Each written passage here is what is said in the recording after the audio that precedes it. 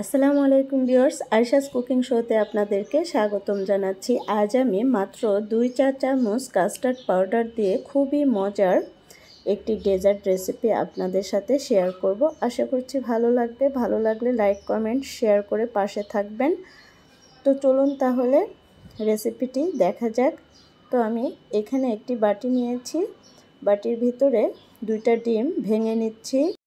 আমি 2টা ডিম দিয়ে এই পুডিং করতেছি। আপনারা চাইলে 2টা, 3টা, 4টা এবং 6টা আপনাদের ইচ্ছে মতো ডিম নিয়ে নেবেন। তো ভিউয়ার্স, আমি ডিম ভেঙে নিলাম। ডিম ভেঙে নেওয়ার পরে এবার আমি ফেটিয়ে নিব। তো ফেটানোর জন্য আপনারা চাইলে কাঁটা চামচ দিয়ে ফেটিয়ে নিতে পারেন এবং হুইস্ক দিয়ে ফেটে নিতে পারেন। তো আমি হুইস্ক দিয়ে ভালো করে ফেটিয়ে নিচ্ছি। কাঁটা চামচ দিয়ে সুন্দর এই ডিম ফেটানো যায়। আমি মাঝে মাঝে কাঁটা চামচ দিয়েও করি। যাদের হুইস্ক নাই তারা কাঁটা চামচ দিয়ে করে নেবেন। তো দেখুন একদম ফেনা উঠেছে। এরকম অবস্থায় আমি ডিম ফেটানো বন্ধ করছি, আর ফেটাতে হবে না।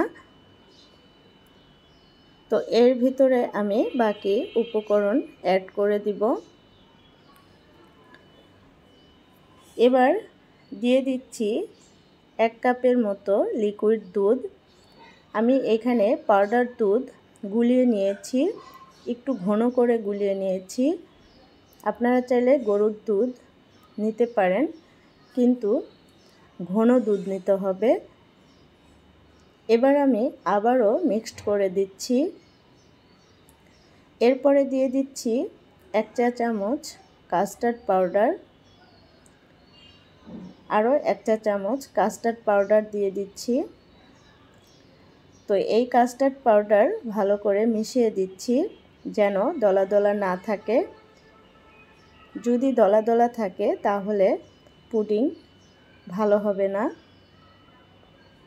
আমি ভালো করে অনবরত হুইস্ক দিয়ে মিশিয়ে নিচ্ছি। তো মেশানো হয়ে গেছে। এবার আমি এই ব্যাটারটি ছেঁকে নিব। ছেঁকে নিলে পুডিং একদম স্মুথ হবে। আপনারা ছেঁকে নেওয়ার চেষ্টা করবেন। তো আমি একটি বাটি নিয়েছি এবং ছাঁকনিতে ছেঁকে নিচ্ছি। দেখুন ডিমের বাকি অংশ ছাঁকনির ভিতর রয়ে গেছে, এগুলো ফেলে দিব।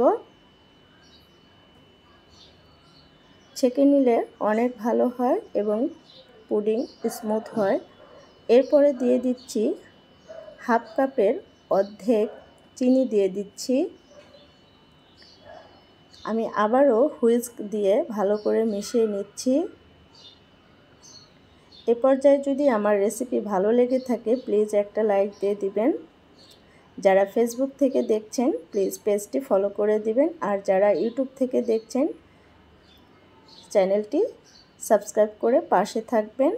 তো আমার ডিমের ব্যাটারটি কমপ্লিট, আমি সাইডে রেখে দিয়েছি। এবার চুলায় আসছি। চুলায় পুডিংয়ের পাত্র দিয়েছি এবং 1/2 কাপের একটু কম চিনি দিয়ে অল্প একটু পানি দিয়ে ক্যারামেল করে নিয়েছি। ক্যারামেল ঠান্ডা হতে দিয়েছি। এবার আমি আরেকটি সসপ্যান নিয়েছি, পানি দিয়েছি, তারপরে একটা স্ট্যান্ড দিয়েছি। স্ট্যান্ডের উপরে পুডিংয়ের বাটিটি দিয়ে দিলাম এবং আরেকটি শিলপাটা আছে সেটার অর্ধেক দিয়ে দিলাম যাতে পুডিং না নড়ে। তো আমি 20 মিনিট ঘড়ি ধরে 20 মিনিট এটা হিট করে নিয়েছি। তো দেখুন কাঁটা চামচ দিয়ে আমি চেক করছি হয়েছে কিনা। তো চেক করার পরে আরও 10-15 মিনিট আমি এভাবেই রেখে দিব। চুলা বন্ধ করে দিয়েছিলাম। তো ঠান্ডা হওয়ার পরে আমি আপনাদেরকে সার্ভ করে দেখিয়ে দিচ্ছি। আমি ফ্রিজে রেখেছিলাম বাটি ধরে। তো এবার ছুরি দিয়ে চতুর্পাশটা কেটে নিচ্ছি। কাটার পরে আমি আপ অ্যান্ড ডাউন করব।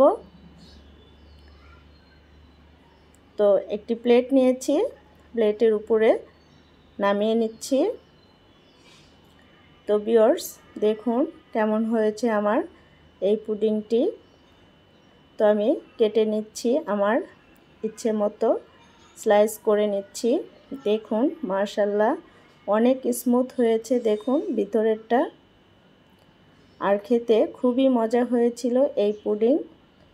বেবিরা অনেক পছন্দ করেছে। তো কেমন হয়েছে আমার এই পুডিং রেসিপি আপনারা কমেন্ট বক্সে জানিয়ে দিবেন, জানালে খুশি হব। এই পুডিং রেসিপি আপনারা বাসায় একবার হলেও ট্রাই করবেন, দেখবেন সবাই পছন্দ করবে ইনশাল্লাহ। আমি এই প্রথমবার ট্রাই করেছি এভাবে, খেতে খুবই মজা হয়েছিল এই পুডিং। আসসালামু আলাইকুম, আল্লাহ হাফেজ।